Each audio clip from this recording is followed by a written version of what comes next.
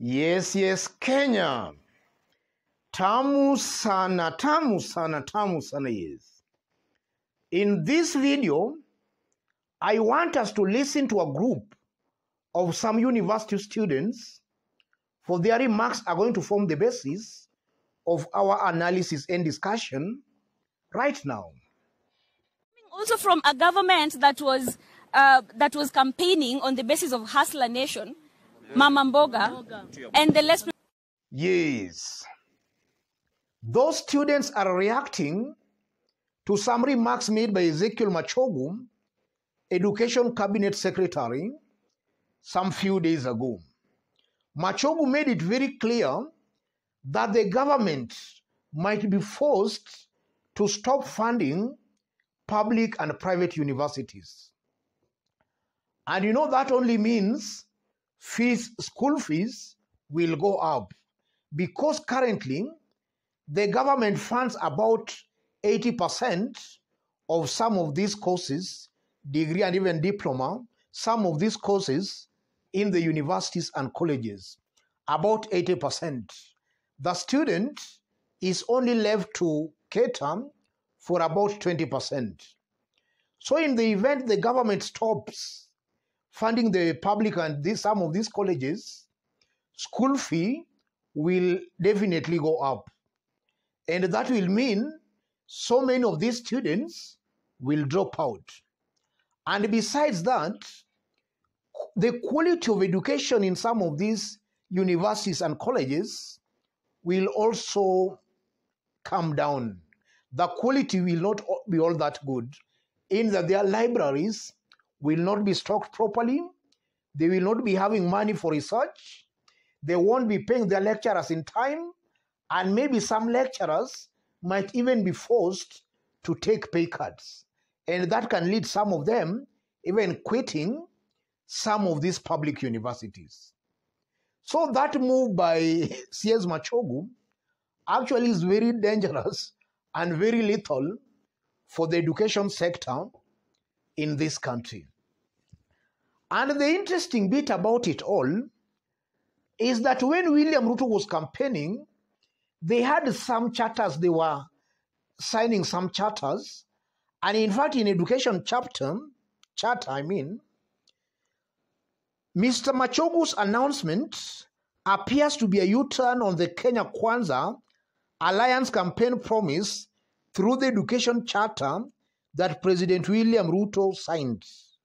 In the charter, the alliance promised to increase current capitation for both university and technical and vocational education and training.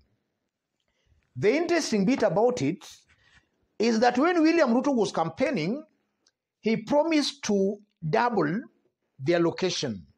Yes, he promised to double it, and even signed some charters with the education sector. Yes, and now William Ruto is not only planning to increase the capitation, but is planning even to remove, or rather to withdraw, the funding that was already there, that was existing. So William Ruto here is clearly making a U-turn on what he promised during the campaigns and what he signed during the campaigns. We saw William Ruto signing some charters. He's just making a U-turn from those charters he signed. Ruto is making a clear bow-turn.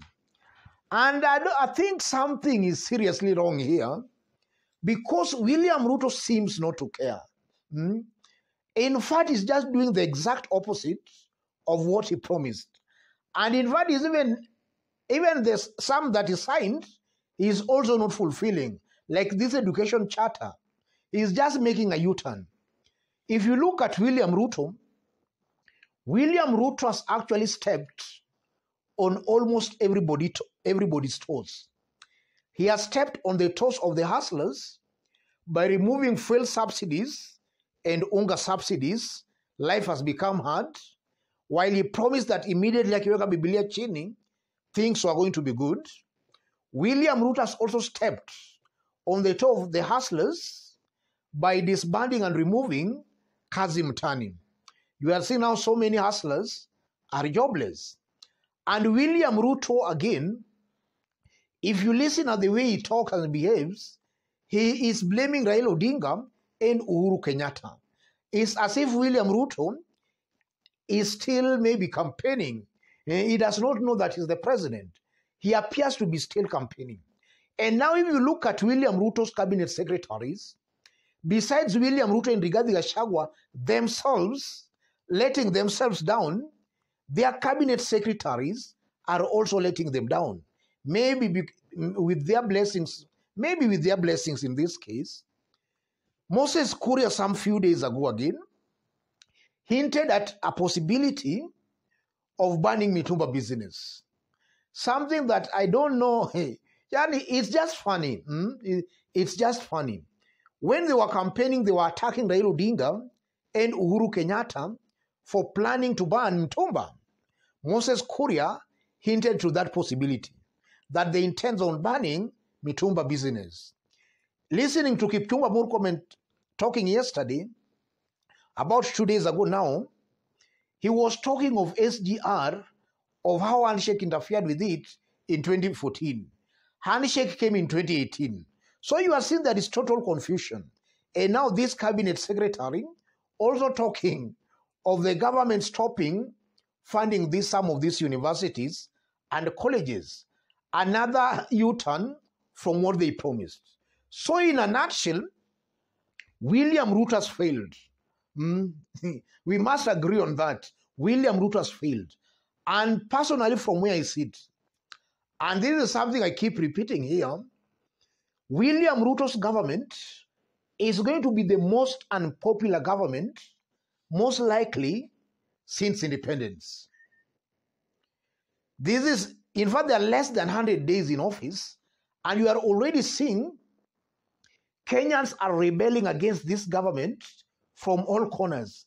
Students are rebelling, hustlers are rebelling, everybody's rebelling against this government. The only person most likely talking good about this government is somebody benefiting from this government. In fact, if you look at William Ruto's promises, he has done very well in rewarding his close political allies and associates. On that, he has gotten an airplane. But now in terms of delivering to the masses, in fact, the highest William Ruto can get, in my honest opinion, in a scale of 1 to 10, maybe 2, at most, 2%, or rather 2 out of 10. So William Ruto has technically failed everywhere. And I know as time goes by, things are going to be more difficult for Kenyans. And this is where I'm now seeing serious rebellion, serious revolution against William Ruto's government. He promised a lot and is not delivering even a quarter of what he promised. Kenyans, as time goes by, are going to get disillusioned with this government. And that's how now rebellion will start openly.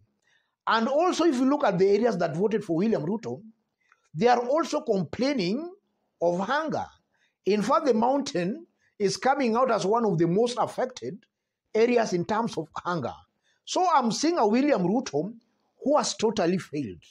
A William Ruto most likely, if things continues this way, then even the 5 years, he might not complete the 5 years. Because this is a serious issue. Serious rebellion brewing. And before I conclude, those